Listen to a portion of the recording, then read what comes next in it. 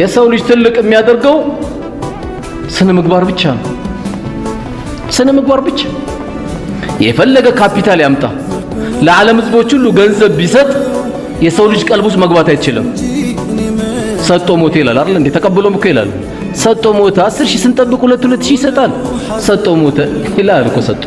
የሰው ቀልብ መግባት አትችልም። በስነ ምግባር ግን የሰው ቀልብ ውስጥ መግባት ትችላለህ።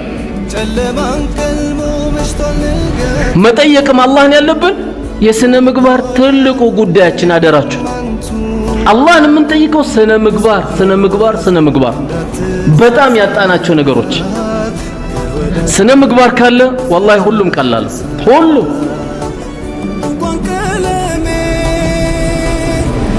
ለይሁዳ ለነሳራ ለህፃን ለእንስሳ ግመል መጣ እኮ ያለቀሰችባቸው እኮ ነብይ ናቸው። ግመል መጣ ምኖች እስከሚሏት ግን ሚስጥሩን ሰሃቦች ሳይሰሙ ግን እሷ ነግራቸዋለች።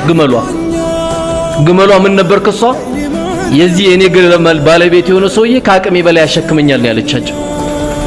የአላህ መላእክተኛ ግን ሰብስበው ማን ነው የዚህ ግመል ባለቤት